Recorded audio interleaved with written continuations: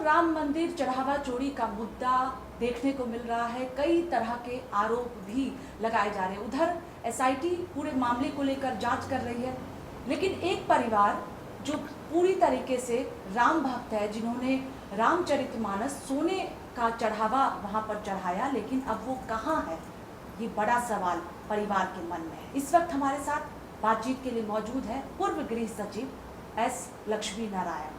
बातचीत करते हैं, जानते हैं। सर, बहुत बहुत स्वागत है आपका भारत समाचार पे। आपको कब जानकारी मिली कि जो आपने सोने की रामचरितमानस मैंने रखवाई थी 8 अप्रैल 2024 में। मेरे को दिसंबर के करीब मिल गई थी कि उधर अब नहीं दिख रहा है, और नहीं दिख रहा है तो मैं भी बहुत दुखी हुआ। फिर जैसे मैंने बताया, इनको मिलना भी बहुत मुश्किल है। फिर लोगों से फ़ोन करा के मैं मिला तो उन्होंने कहा मैं देखता हूँ, मगर जवाब ये दिया कि मेरे पास तो करोड़ों रुपए की आभूषण और इस प्रकार मटेरियल आते रहते हैं, मैं सबको डिस्प्ले नहीं कर सकता।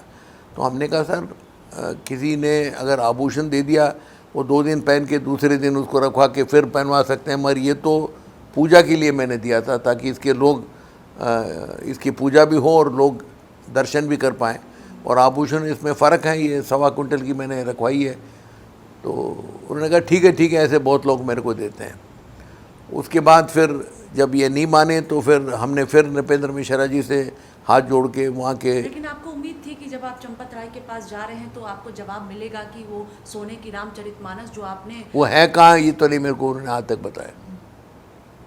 और बल्कि उनकी arrogance in a graph of 0 to 10 बढ़ती गई, अहंकार बढ़ती गई, और यहाँ तक उन्होंने मेरे को कह दिया यहाँ जो मैं चाहूँगा वही चलेगी, आप जाइए, जो करना करिए।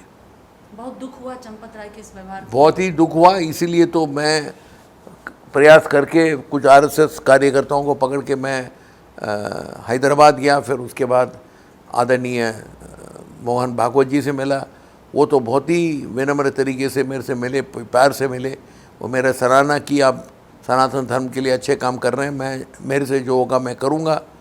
और मेरी ये इन्फॉर्मेशन है, उन्होंने 3-4 दफ़ा अपने प्राइवेट सेक्टर से कहलवाई, मगर इनकी अहंकार इतनी बढ़ चुकी है कि उसके बाद भी उन्होंने नहीं किया। क्योंकि मैंने अभी मोहन भागवत जी का भी प्रेस में पढ़ा था, उन्होंने कहा कि जो अच्छे पद में हैं उनको अहंकार छोड़ देना चाहिए, त्याग देना चाहिए। तो उनका नाम तो ज़रूर नहीं लिया, मगर मैं मानता हूँ कि इसी कॉन्टेक्स्ट में उन्होंने बोला होगा। लेकिन सबसे मुलाकात बातचीत के बावजूद भी आपको जवाब नहीं मिला कि वो, आज तक नहीं मिला मैडम। अभी भी मेरे को नहीं मालूम है कहाँ। दुख होता है सर कि जितनी मेहनत की कमाई। मैडम मैं अब क्या बोलूँ, मैं तो टीवियों के साथ सामने इमोशनल नहीं होना चाहता।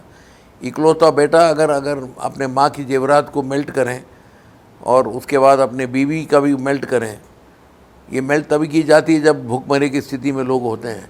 मैंने भूखमरी की स्थिति भगवान ने मेरे को रखा नहीं, और मैंने कहा तभी ये भगवान के लिए समर्पण करना है, जो उनकी दिया हुआ उन्हीं को वापस समर्पण करना है। अब इसका जो है गार्ड रूम में बंद करना, ना जवाब देना, ना कोई रसीद देना, ना कोई जवाब देना कि मेरे जो चाहिए यही चलेगी। मैं तो ये मान के चलता हूँ कि राम के दरबार में राम जो चाहेंगे वही चलेगी, किसी इंसान की नहीं चल सकती। 2024 में सर आपने खुद, आपकी तस्वीर भी मैंने देखी, हाँ, और आपकी पत्नी राम मंदिर पहुंची, और वो उमड़ी ज्वेलर्स जिन्होंने बनवाया था वो भी आए थे, उनकी पूरी परिवार आई थी। तो सबके सामने रखा गया, मेरे पास वीडियो प्रूफ है, फोटोग्राफिक प्रूफ है। अब मैडम, अब आदमी क्या कर सकता है? देखिए आप बताइए, मैं तो गृह सचिव नहीं रहा, अब तो मैं रिटायर्ड आदमी हूँ, मैं तो केवल हाथ ही जोड़ सकता हूँ, अब क्या कर सकता हूँ। आपको लग रहा है सर, क्योंकि अगर एक सवाल ये भी है जो दर्शक जानना चाहते हैं कि जब आपको जानकारी मिली तब तक राम मंदिर चढ़ावे चोरी का मामला सामने नहीं आया था, जब आपको जानकारी मिली कि वहाँ पर रामचरितमानस अब नहीं रखा गया है? नहीं, उस टाइम मेरे को ऐसे कोई जानकारी नहीं थी कि चोरी हो रहा है या क्या हो रहा है। वो कौन सा साल था सर जब आपको जानकारी मिली कि रामचरितमानस वहाँ पर नहीं रखा गया है?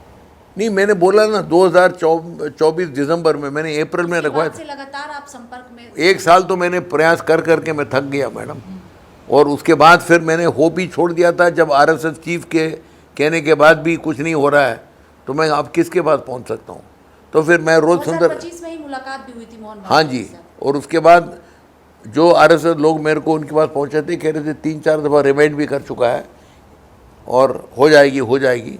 हुई नहीं। उसी बीच में फिर ये सब आना शुरू हुआ। उससे पहले आपको लगा कि जिन लोगों से आपकी बातचीत हुई उनकी ओर से जो कहा गया कि चंपत राय ही सब कुछ करेंगे, तो आपको लगा कि वहाँ पर दबदबा चंपत राय का ही है? और इसमें कोई डाउट ही नहीं है, दबदबा केवल चंपत राय की जी। मेरे को नृपेंद्र मिश्रा जो आदरणीय प्रधानमंत्री के प्रमुख सचिव रह चुके, उन्होंने बोला भाई ये मैं तो कह ही सकता हूँ, उन्हीं की चलेगी इसमें।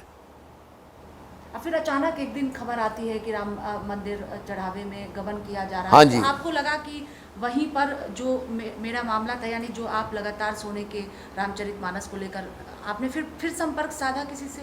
नहीं, मैंने चिट्ठी ली थी आदरणीय मुख्यमंत्री जी को और ये SIT को कि अब इसकी भी ऑडिट करिए, जांच करिए।